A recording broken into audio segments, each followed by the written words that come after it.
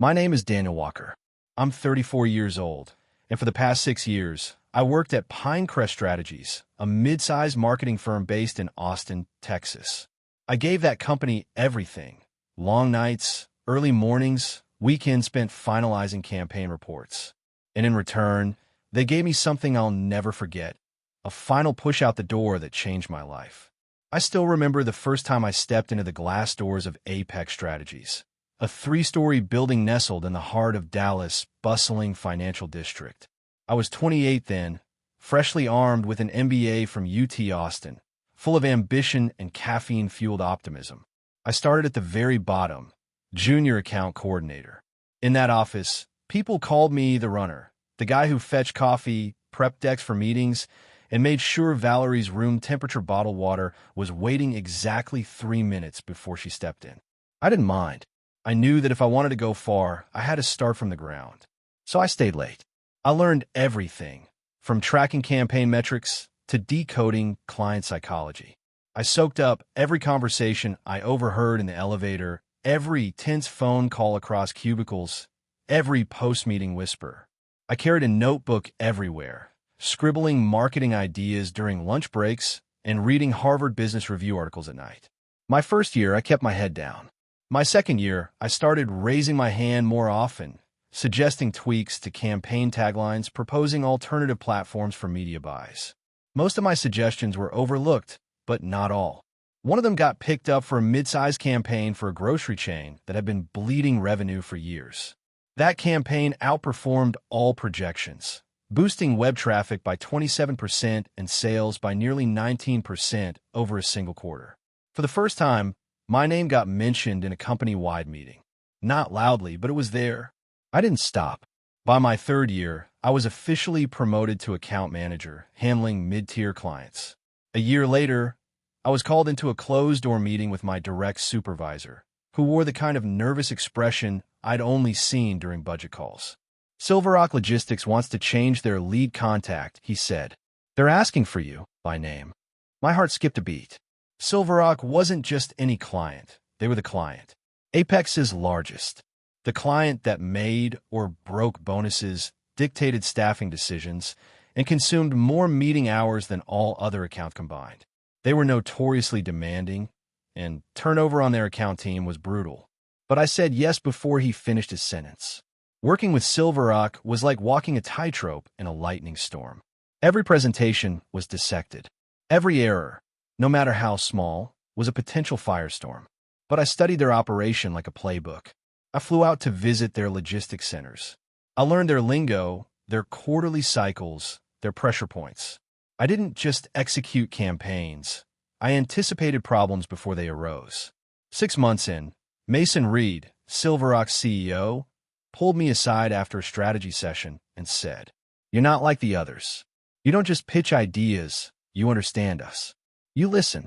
You get it before we even explain it." That one sentence, I carried it like a badge of honor. By year 5, I had brought in 3 new accounts, all high profile, all from client referrals or personal relationships I built at conferences. Internally, people started calling me the fixer, the keeper, the one who never loses a client. At the end of year meeting, I was given a framed certificate, Strategic Growth Champion. No bonus, no raise, just applause, catered sandwiches, and a handshake. But I believed in patience. I thought, surely now is the time. So I compiled a 12-page report, ROI figures, growth stats, my full portfolio, and a breakdown of what other professionals in Dallas with similar responsibilities were earning. I scheduled a one-on-one with Valerie Kemp, the COO. She scanned the report, smiled politely, and said, "Daniel, let me be frank. You're one of our most valuable people. But this year's budget is tight. We can't approve salary adjustments right now." I swallowed the disappointment. Nodded. Next year, I told myself. Always next year. The next year, I blew every performance metric out of the water. I helped Silver Rock launch their Florida expansion. I designed a campaign that was featured in Logistics Weekly as an industry best practice. I ran multiple accounts simultaneously, mentoring junior staff while still landing new business. I returned to Valerie's office, presentation in hand. My numbers weren't just good. They were exceptional. She offered the same rehearsed smile. Your work speaks volumes, Daniel. Truly. But this year, we're investing in a new infrastructure system. Let's revisit this next cycle, okay? Meanwhile, Valerie drove to work in a brand new Range Rover, and Apex leased an entire new floor to house our growing staff. I stayed in the same cubicle I'd occupied for 4 years, the one with the flickering overhead light and coffee stains on the carpet. That night, I opened LinkedIn for the first time in 6 years. I toggled on open to work. Not out of spite, not to plot revenge, out of self-respect. It happened on a Tuesday morning. Ordinary in every way. At first, I was halfway through my first cup of black coffee, reviewing analytics from a Silverrock campaign, when I noticed a new meeting on my calendar. 9 a.m., Valerie Kemp, private. I stared at the invite. No agenda, no description, just the location, Valerie's office. I felt a sudden tightness in my chest. I'd learned long ago that Valerie wasn't the kind of executive who held surprise meetings without purpose, especially not one-on-ones with no prior notice. Still, I told myself it was probably about our upcoming Q2 budget realignment or maybe an internal reshuffling. I grabbed my laptop, straightened my tie, and made the quiet walk down the hallway to the executive wing. Her assistant didn't even look up as I passed. Valerie's office was a corner suite with floor-to-ceiling windows overlooking downtown Dallas. Her desk, minimalist and always immaculate, had a single sheet of paper on it when I walked in. She didn't ask me to sit. Instead, she looked up at me with a blank expression, one she had no doubt practiced in the mirror. Daniel, I'll get straight to the point. I'm disappointed. I blinked. I'm sorry, what's this about? She turned the paper toward me. My stomach dropped. It was a printed email. Confirmation of my interview with Westbridge Creative the previous Thursday. The same day, I had requested a half-day off for a dental appointment. I didn't deny it. I couldn't. Valerie folded her hands. This is disloyal, Daniel. After everything Apex has invested in you, this is how you repay us. I opened my mouth to explain, to say that it wasn't about revenge, that I hadn't accepted any offer, that I had only started testing the waters after years of stagnant compensation. But she raised her hand to silence me. Your email and system access have been revoked. Security will escort you back to your desk so you can gather your things. Just like that. 6 years reduced to a cold dismissal and a security escort. I stood there for a long moment, blood pounding in my ears. Then I reached for the only dignity I had left. I wish you and Apex continued success, I said calmly, extending my hand. Valerie hesitated, caught off guard. She shook it briefly, more out of habit than respect. Good luck, she muttered. Back at my desk, a security guard hovered near the door as I packed up my things. A framed photo of my parents. A bobblehead from conference giveaway. A few notebooks filled with ideas I'd never get to pitch. Colleagues glanced in my direction, some curious, others clearly uncomfortable. One brave account executive mouthed, "What happened?" as I taped the box shut. I just smiled. No drama, no scenes, no begging. Just a quiet walk out of a building I had once believed I'd help lead someday. The sun outside was almost blinding. The kind of bright, cloudless spring morning that felt indifferent to everything happening inside your soul. I placed the box in my trunk and sat in the driver's seat, staring at the dashboard, unsure what to do next. Then my phone buzzed. A message from Mason Reed. Heard what happened. Can we move our final discussion to 2 p.m. today?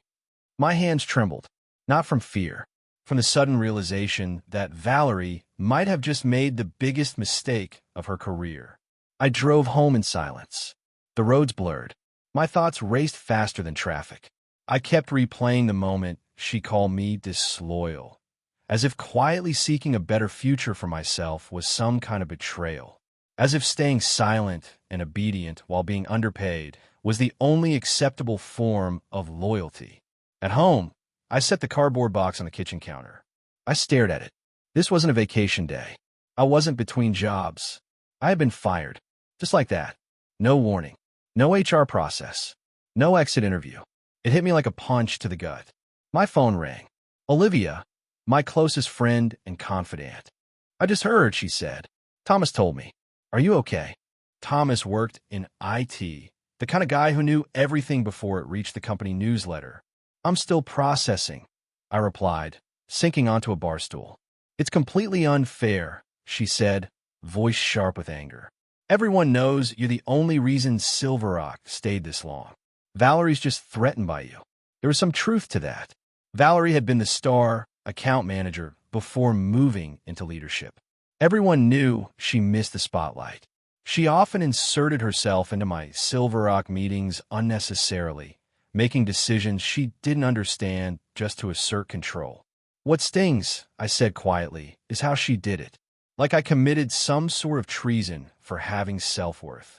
It's her loss, Daniel, Olivia replied firmly. And maybe, just maybe, it's your gain. She was right. I'd stayed at Apex out of loyalty. But loyalty means nothing when it's not reciprocated. Another buzz. Incoming call. Mason Reed. I took a deep breath and answered. Daniel, he said, heard what happened this morning. I'd like to move our timeline up. I'm free at 2, I replied. Perfect. And Daniel, whatever happened at Apex, don't let it shake you. Things have a way of working out. After the call ended, I sat in stunned silence. The woman in the mirror that morning had left for work thinking it was just another Tuesday. But the man who stared back at me now, suit jacket off, box of belongings behind him, had just been set free. I showered, shaved, and pulled out the navy suit I saved for big pitches. The kind of suit I hadn't worn in a while. Not since I stopped trying to impress people who didn't value me. As I adjusted my tie, I realized something. Valerie hadn't fired me to punish me. She had freed me to become the version of myself that I'd outgrown Apex to become. Whatever happened next, I wasn't walking in as a man who lost something. I was walking in as a man about to claim what he'd earned. The offices of Silver Rock Logistics were everything Apex wasn't: sleek, modern, and alive. The building towered over downtown Dallas, all steel and glass, a living monument to forward motion.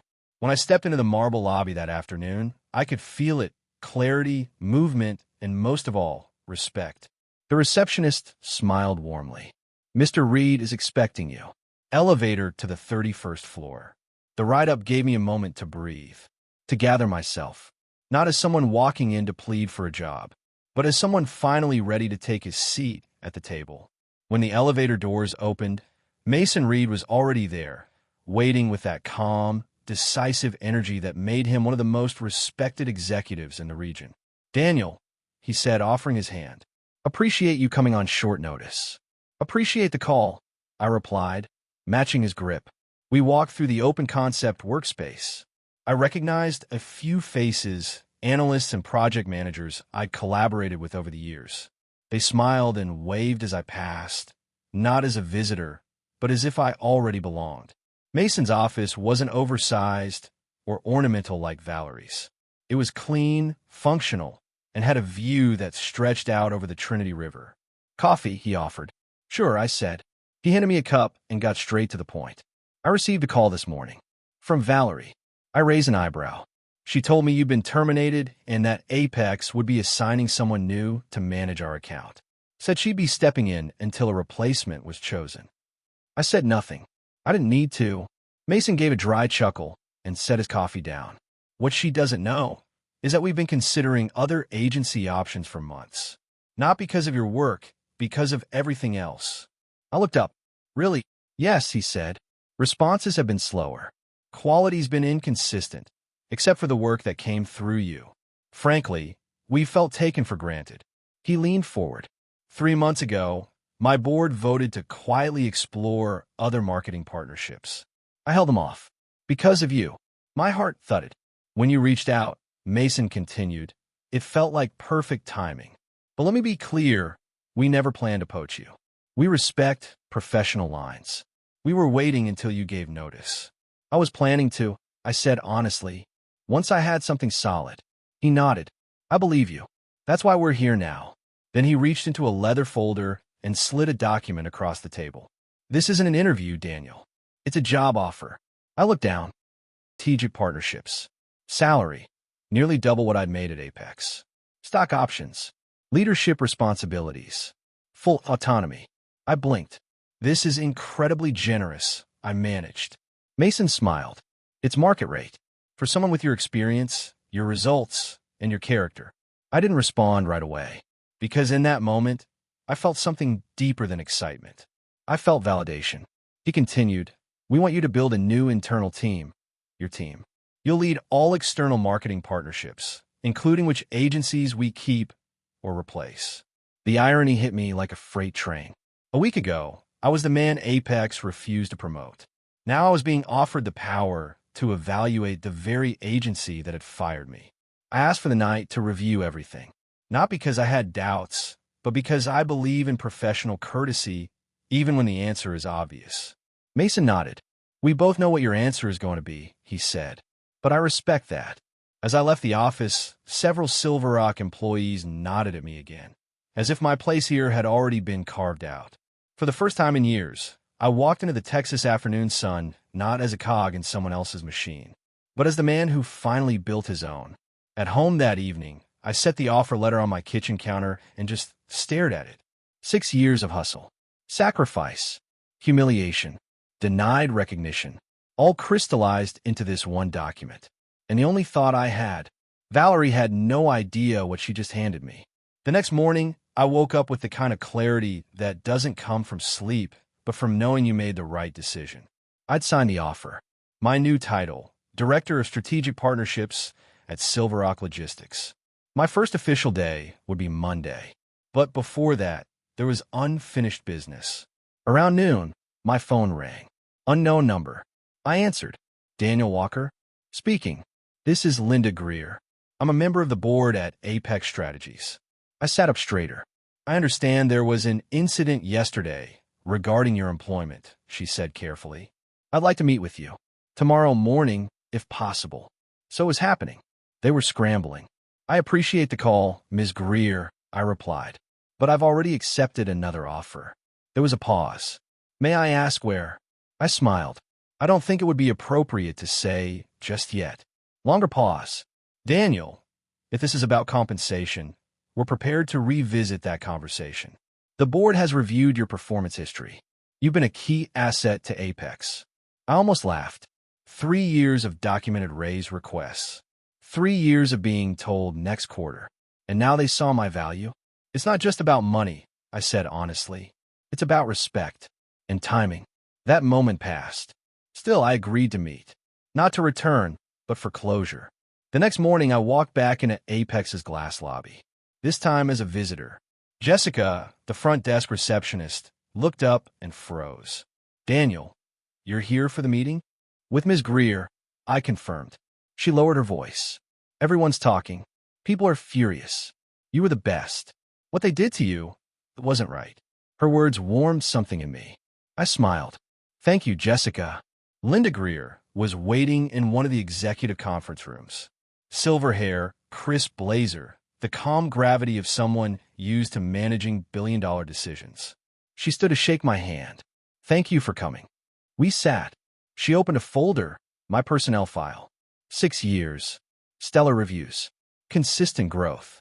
3 documented requests for salary adjustment. All denied. She looked up. Her expression? Controlled disappointment.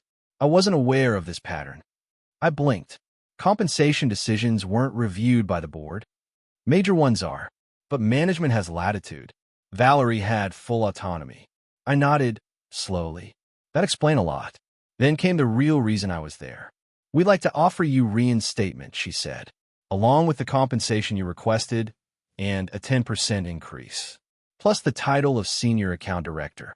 It was the kind of offer I would have jumped at 2 years ago. Now, it was a door that had already closed. I'm honored, I replied, keeping my voice even. But I've already signed with another company. My new role starts Monday. Her gaze narrowed slightly. Silver Rock. I didn't answer. Professional boundaries. But her silence said enough. Valerie is concerned, Linda admitted. If Silver Rock decides to leave Apex, the impact will be significant. I gave a half smile. That would be a question for Silver Rock. I'm no longer in a position to speak for Apex. She nodded slowly, then asked something unexpected. What could we have done differently to retain you? I took a breath, recognized my worth before I had to find it elsewhere. I said. Loyalty works both ways. You can't demand it without offering it. Linda closed the folder. Her tone softened. That's fair. As I left Apex for the final time, I didn't feel angry. I didn't feel vindictive. I felt light. Because I hadn't just closed a chapter, I'd rewritten the ending. Monday morning. New office. New role. New life. I arrived at Silver Rock's headquarters early, 15 minutes before anyone else on my team was due to check in. The sun was just beginning to hit the glass windows of the downtown skyline as I stepped into my office. My office. No cubicle. No flickering lights. No anonymous nameplate. A door. A view. My name on the wall. Waiting on my desk was a welcome basket, complete with a personalized mug and a handwritten card from Mason. We're lucky to have you. Now, let's build something great. At 9 a.m., Mason stopped by to walk me through final onboarding. Then he introduced me to my team, 5 sharp, curious, talented marketers who would now report to me. They looked eager, and some even nervous. But I was calm, because I knew what I brought to the table. Team, Mason announced, this is Daniel Walker, our new Director of Strategic Partnerships. Some of you may know him from his excellent work with us while at Apex Strategies. He's here to build and lead our partner network from the ground up. They clapped. I nodded in gratitude. But that wasn't the end of it.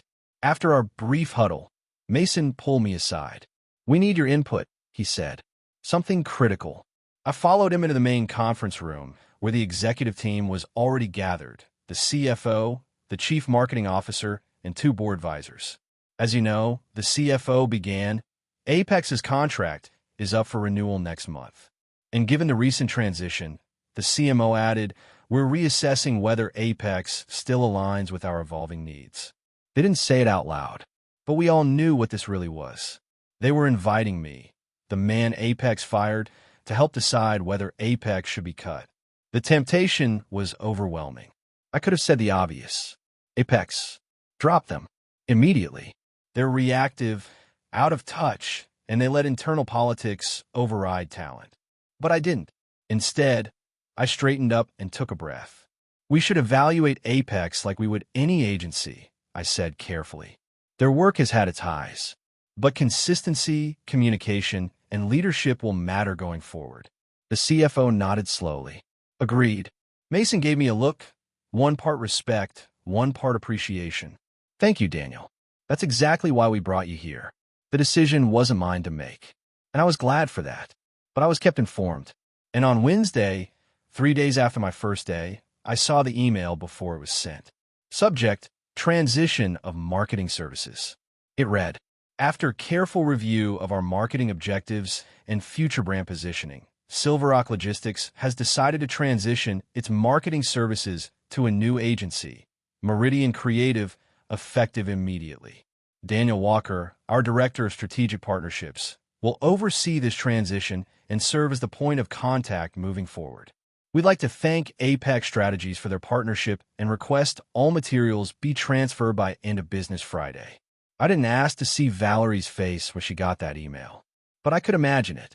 The woman who accused me of betrayal had just lost her company's biggest client. Not because I had sabotaged her, not because I'd whispered a single bad word, but because the system she protected had failed to protect the people who made it work. That afternoon, I got a LinkedIn request. Jessica, the receptionist from Apex. I accepted it, and within minutes she messaged. It's chaos here.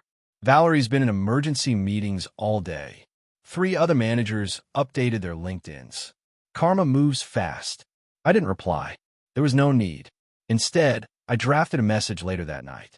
Thank you for your kindness while I was at Apex. Wishing you all the best in your career. Taking the high road felt better than I expected. My days at Silver Rock were now full. Strategic planning, onboarding new agencies, training junior staff. I had a seat at every major marketing discussion. I wasn't being asked to justify my worth anymore. I was being asked to lead. That changed everything. Looking back, Valerie thought she was making an example out of me. She thought firing me would teach the others about loyalty. Instead, she taught them something else. That loyalty without recognition is just a slow way to be forgotten. And that people don't leave jobs.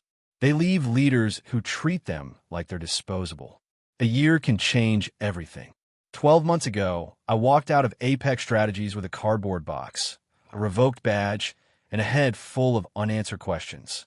I didn't know what would come next. I just knew I couldn't stay where I was no longer seen. Now, I walk into Silver Rock's headquarters every morning with purpose. I don't just lead a team. I lead the agency relationships for a $100 million logistics firm, and we're growing faster than ever. Our campaigns have been featured in Forbes, and 2 of my junior strategists have already been promoted. But the real victory isn't the title or the paycheck. It's the peace. I don't think about Valerie often, but when I do, I feel something surprising. Not anger, not even satisfaction, just clarity. I realize now, she didn't fire me because I was disloyal. She fired me because she was afraid of being outshined, outpaced, or simply outgrown. And she was right to be, because staying in a place that doesn't grow with you is a slow death sentence for your potential. A few months ago, I ran into one of my former Apex colleagues at a marketing expo. We grabbed lunch, caught up. Valerie resigned, he told me, 3 months after Silver Rock left. Said it was time to explore other things. I nodded. No gloating, no smugness, just a quiet, satisfied breath. And you? He asked. You happy? I smiled. Genuinely. Yeah, I said. For the first time in a long while, I am. Sometimes I think back to that moment, standing in her office, watching her slide that termination letter across the desk. At the time, it felt like the end. Now I see it for what it really was. A beginning. There's a strange kind of justice that happens when you stop waiting for permission. I spent years thinking if I worked hard enough, stayed loyal enough, and stayed quiet long enough, someone would reward me. They didn't. So I rewarded myself. Success isn't always about revenge. But sometimes when you've been denied, dismissed, and discarded, success becomes its own kind of payback. Not the loud, vengeful kind. The kind that shows up in the morning light, in a new office, on a new floor, with your name on the door, and no one left to doubt you. If you're reading this, if you've ever been undervalued, overlooked, or made to feel like you weren't enough, hear this. You're not disloyal for wanting more. You're not difficult for knowing your worth. And you are never wrong for walking away from people who only notice your value once you're gone. Valerie didn't just fire me. She released me. And in doing so, she gave me the greatest gift of all. Freedom. Have you ever been overlooked, underpaid, or quietly pushed aside, just like Daniel? Then tell me, what would you have done if you were in his shoes? Would you have walked away in silence? Or stayed to fight for the recognition you deserved? Comment below. How would you handle it if your boss fired you after years of loyalty? If this story hit home, give it a like. Subscribe for more real stories where dignity wins over ego. And remember, sometimes success is the loudest response to silence.